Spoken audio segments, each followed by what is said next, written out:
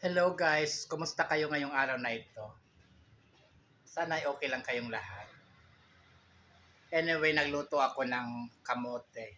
Bale, ito yung kakainin ko ngayon. Masarap din kasi yung kamote.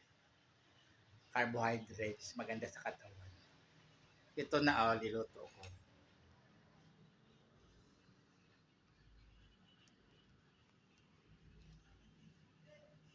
60 pesos isang kilo ng kamote. Tapos, bumili ako ng kalahati. Ayan na yung bali 30 lang. Niluto ko. Madali lang maluto, mga less than 10 minutes.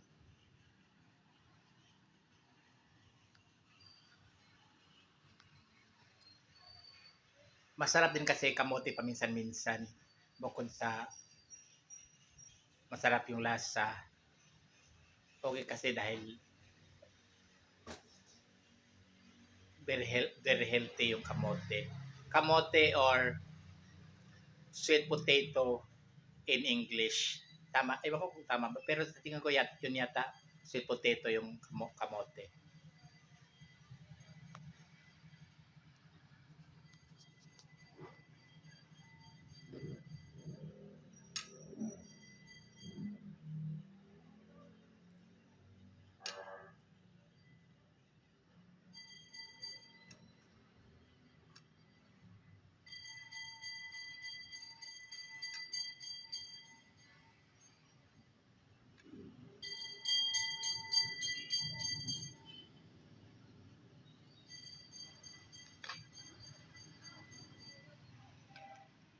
Mahirap magbalat pag isa lang ginagamit na kamay.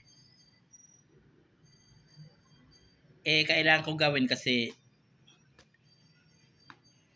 yung isang kamay ko nakahawak sa cellphone para mabidyohan nga. Kaya isa lang ginagamit ko sa pagbalat ng kamote. Ayan.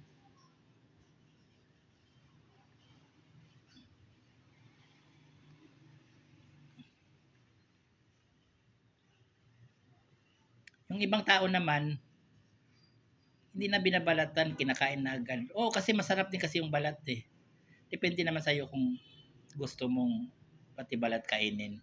Ako binabalatan ko yung kamote dahil mas okay sa akin yung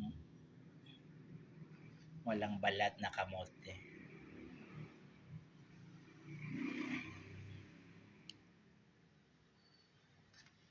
Nabalatan ko na yung isa.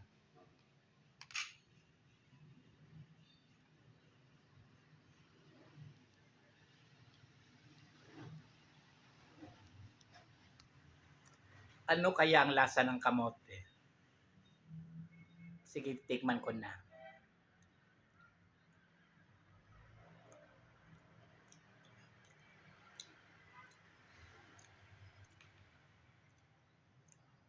Napakasarap.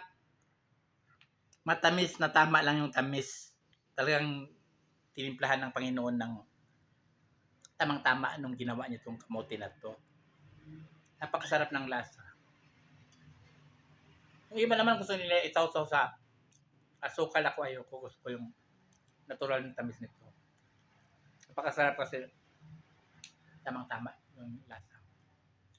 Hindi sobrang tamis, hindi rin matabang. Natural na tamis.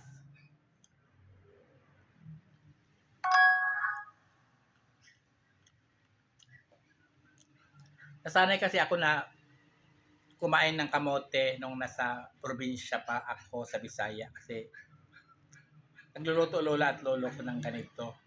Lumaki ako sa lolo at lola eh.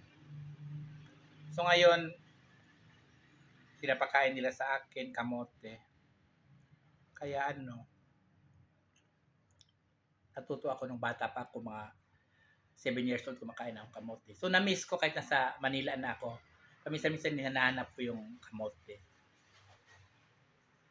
Tulad ngayon, nagluto ako kasi hinanap ko. Hindi patas. Pero tinda sa paligid, bumili ako. Kalahati kaya nagluto ako. Ito, may kamote.